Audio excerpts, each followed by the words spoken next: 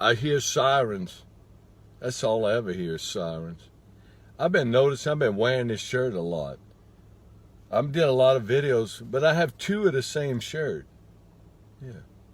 I got a dark red one like this, a dark blue one, well, one that's not as dark blue, a gray one, but two of these. I get more compliments with this one. The other ones I've worn, I never got one compliment, but this color I've had a lot of them. What is that?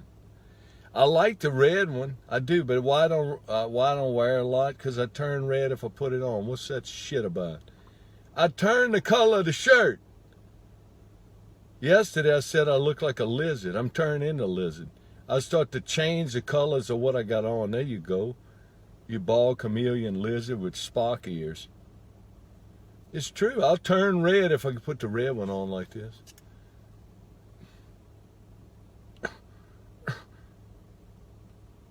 I wore this light jacket. Because the temperature's going to go down, not up. No, it's not going up. It's going down. Down. You know what I think of it here? Down. Down. When George Foreman fought Joe Frazier in the 70s. Muhammad Ali fought Joe Frazier 3 times. He fought Ken Norton 2 times. And both those fighters gave Muhammad Ali problems. Frazier beat him once, broke his jaw too. George Foreman destroyed Joe Frazier, and he destroyed Ken Norton. He knocked Norton out the ring. And then he lost to Muhammad Ali. It's funny how styles do that. And they had other factors, but it's interesting. They were fighting. Muhammad Ali and George Foreman fought in Zaire, Africa. And it was 100 degrees, over 100. And even hotter than that with all the people around the ring. You probably couldn't even breathe. And Ali had a strategy for Foreman to wear himself out. And that's what he did. But he had to absorb a tremendous amount of pounding to do that. Because when he knocked Foreman down and then they counted to 10, he was more exhausted than he was knocked out. No, he was just exhausted. But Ali had to absorb so much abuse. To lean against the ropes and cover yourself up like that and let someone like George Foreman swing that hard and hit you, he beat the crap out of him, but he withstood it. Yeah. If they fought again, it may have not come out that way. No. But they never did. But when Joe Frazier fought George Foreman, Howard Cosell was announcing, and he'd do the interviews with Ali. They had a good relationship, but he was talking about, and George Foreman knocked Joe Frazier down 5 times in 2 rounds, I'm pretty sure. And when he first knocked him down, Howard Cosell goes, "Down goes Frazier!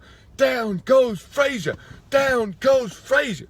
Foreman all over Frazier. He's just freaking out, slobbering. He was. He'd foam at the mouth.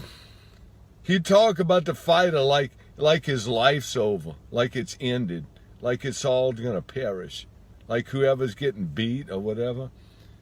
Because down the road, George Foreman fought Ron Lyle, and they pounded each other.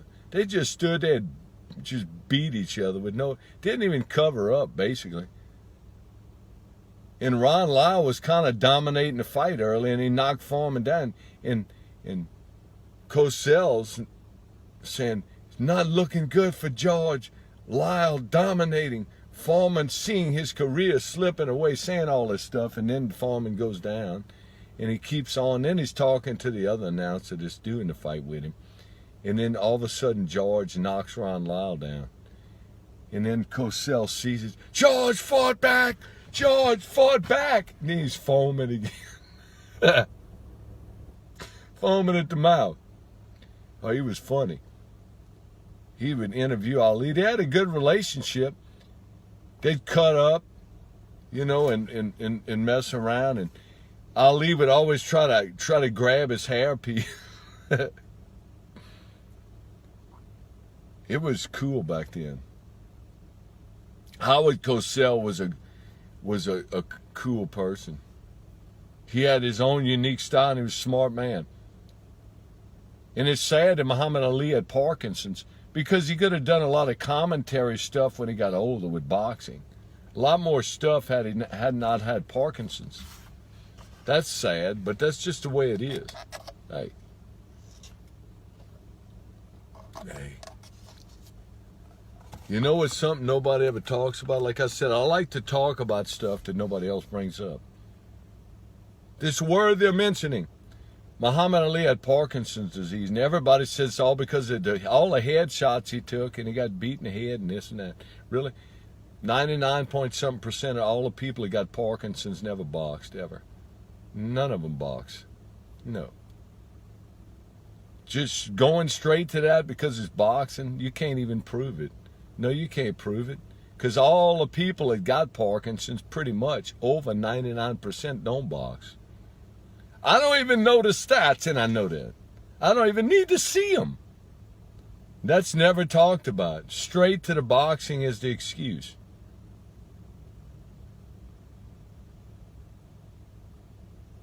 So if he got it, why all the other people have it? If boxing caused it, why they all got it?